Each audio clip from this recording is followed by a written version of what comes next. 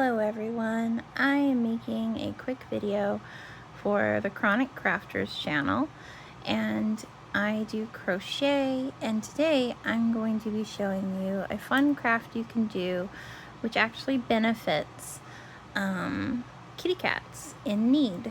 So at our local homeless shelters for cats or various adoption agencies, they need donations of crate liners, which essentially is anything about this size. And a crate liner is basically just going to be the soft piece of fabric at the bottom of the crate that the kitty sits in when they're in transport. Now, our local place prefers them to be this size, which I think is 16 inches. Yes, 16 inches long by about 8 inches wide. And some places may want theirs to be a little bigger or a little smaller, so it's always good to check with your local rescues if you're going to be making these to find out what specifications they have for sizes. But my local place likes them about this size. And so you can crochet a nice little liner like this, and you can use a lot of different fabrics. I personally think the best fabrics to use with this are going to be regular cotton or acrylics. You can use wool, obviously, but you probably are going to want pre-wash wool that isn't going to shrink, because these are going to be something that needs to be able to be washed. And it's just a nice little something that the cats can have when they go home. Very simple, very cute and thoughtful.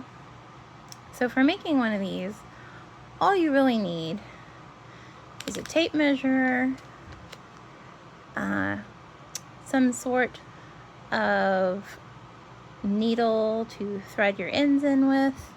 In my case, I just have a big fat plastic tapestry needle. Gonna want a pair of scissors, crochet hook in whatever size is going to work best with your yarn.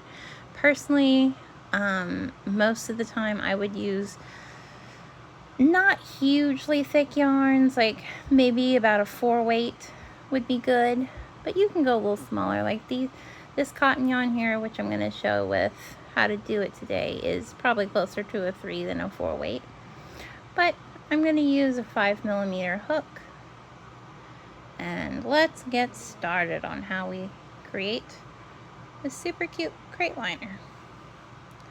So first things first, if you're new to crochet, you're going to want to get yourself accustomed to making a slip knot, which most people already know how to do probably, but just in case you don't, I'm going to go with an outside piece of yarn for this instead of the inside pull, just to make it a little bit easier. So to make a slip knot, you simply want to take your yarn like this, overlay the end piece over the working yarn, which is the yarn that's attached to your skein. So overlay it like that, makes a little X. Then you're going to want to take the working yarn, bring it on top of the circle, and then with your hand, very carefully go behind your little circle and pull it through the back like that. And that creates an easy slip knot. So then we're gonna tighten that to our hook. I like to leave a couple of inches, like this might be a bit long even for what you need, but leave at least a 3 to 4 inch tail so that you can easily tie off your work or weave in your ends. Now to start this, you're gonna want to single crochet, and you're going to want to chain. So if you don't know how to chain, it's very simple. See, that's how you start. I'm gonna go through it again just in case there's any absolute newbies watching. So to create a chain, we have our working yarn up, we have our tail end down. We're going to take our hook, we're gonna go under the yarn like that so that we cross it over. The yarn will be on top just like that.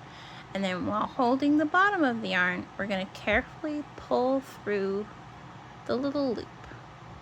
That creates a nice little chain, and then you just repeat that step like so. So again, yarn under like that, pull the yarn through. See? Very simple. That's how you get your chain. Now, for the length of the chain that you're going to want to make, in this case, we're going to be making it for the length of this. So you could count how many chains you make if you want to know how many it takes to get to the right length, or you could eyeball it, which is what I'm going to do. And so to eyeball it, you're just going to keep chaining until you get to a point where you think it is the length that you need it to be.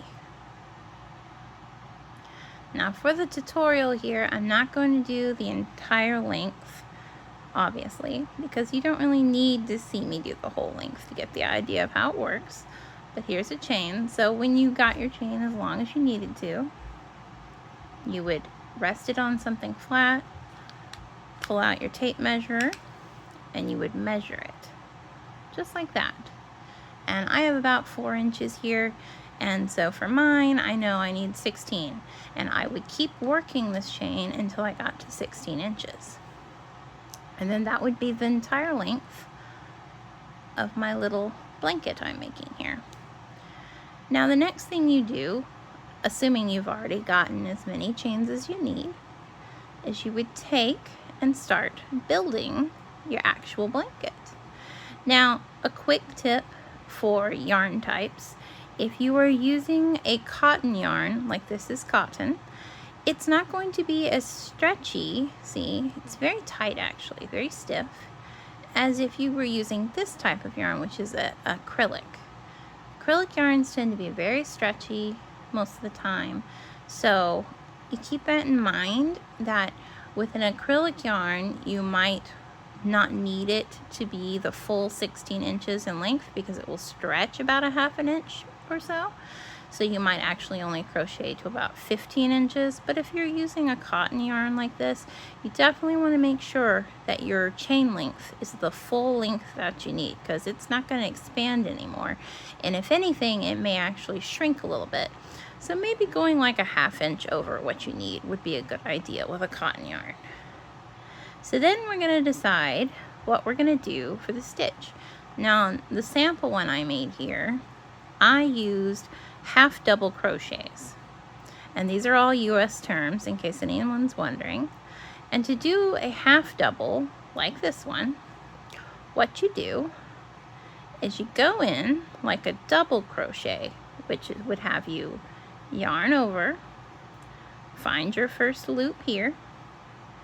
You would go in, you can either go into this first loop or you can go into this one. I prefer going into this as the first loop. A lot of people don't like using the one attached to the chain there that's closest to your hook, but it's really up to you, and it's not going to make that big of a difference on the final product. So I'm going to go into this one just because it gives you a little more room. And then you would go up like you're doing a normal double crochet, but the difference is right here where you would normally pull everything through and then pull everything through again, you're not going to do that. You're going to get another loop and pull through 3. So I'll show you that again. Yarn over, go into your stitch, pull through 1, you'll have 3 on the hook, yarn over, pull through 3. See that? So again, yarn over, into your stitch, pull up a loop, you'll have 3 on the hook, and then you yarn over again and pull through all 3. And you're going to keep doing this across the pattern, all the way across the chain. And now I'm going to stop a second so you can see what the pattern's making, how it's shaping up. And this is what it looks like as it shapes up. It's quite cute. The thing I like about the half double crochet is it has a lot of height. It's a nice tall stitch, But unlike a double crochet, you don't have as much space in between. It's not as airy. It's a little more thicker of a stitch. So it's good for more of like a blanket stitch, or anytime you want a bit more substance. So again, one more time, we're gonna yarn over, go into your loop, into that chain, pull through, 3 on the hook, yarn over, pull through 3. Yarn over, put into your chain, pull through, and we're gonna yarn over again and pull through 3. So I'm gonna do this really quick while you guys are watching.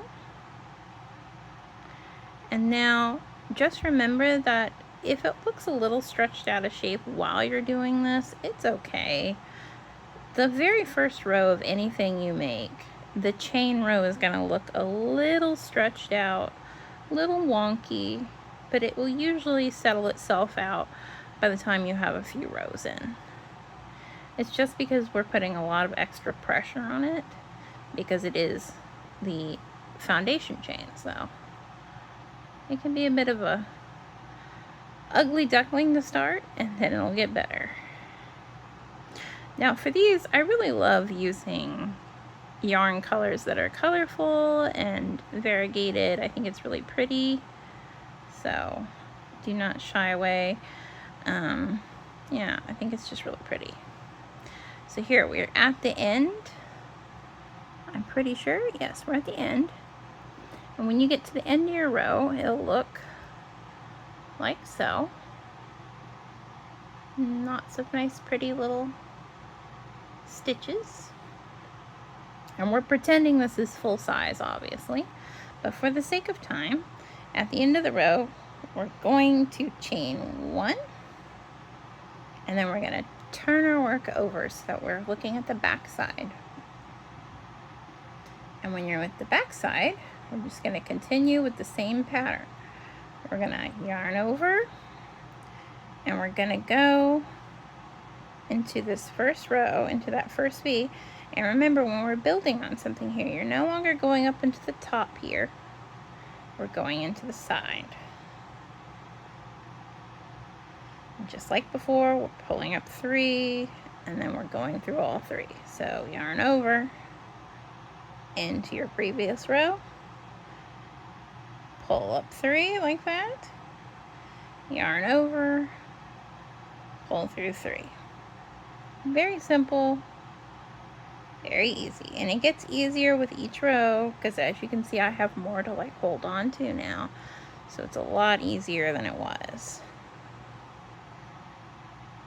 So we're just going to continue this until we get to the end of the row. Now, in real life, this is obviously going to take a little bit more time and patience to finish the full size, but you do the exact same pattern. It's very easy and repeating. No fancy bells or whistles here. We're almost coming to the end again. And like I said before, you really don't have to count anything in this. You go by the size. So you can literally just crochet and then measure it, and then crochet a little more and measure again until you get what you need. And if you go a little too far, you can always undo what you did to get back. And when we come to the end here, you see there's our original little V there from the last row, from that last crochet that we did. So we're gonna yarn over, go in through the side, which can be a little bit stiff and tricky, but get it in there, pull through up 3 and pull through all 3. And that's the end of that row. And again, chain 1, and then you turn your work. And at this point, you just repeat this pattern over and over again until you get it however long or short you want it. And you can also use this to make other things, but it's just a nice nifty little thing. And then before you know it, you will have one of this size. And just to show you how to take care of ends, because we're not doing the full one here, I'm going to show, you would cut off when you finish, and you would still have this little loop, right? So what you want to do is you want to pull the string out like that, see? And then you pull, and it will tie it right off for you, just like that. And then to hide your ends, you take your tapestry needle, you take the thread. An easy trick to do is to pinch the thread in your fingers, and then you can easily push it through like that. And then to hide your starting threads, or in this case, your starting yarn, obviously, you're just gonna go in and out of your work, kind of weaving it in through that first row, back and forth, back and forth. And you don't have to go all the way across with this. You can just go a little ways like that. And then you carefully pull through. And then if you'll notice, you can just kind of squinch it out like that. And then here's the tail. And we're just going to cut off with a tiny little bit of a nub and kind of pull it a little bit. And it blends right in, and then your tail is weaved in, and it's all nice and pretty. And that's all there is to it, guys. It's really simple, and then it's pretty quick. I would say you could make one of these in a day easily, a couple in a day if you tried, and then you can donate them to your local shelters and help out cats in need. So I hope you enjoyed the tutorial, and yeah, have a nice day.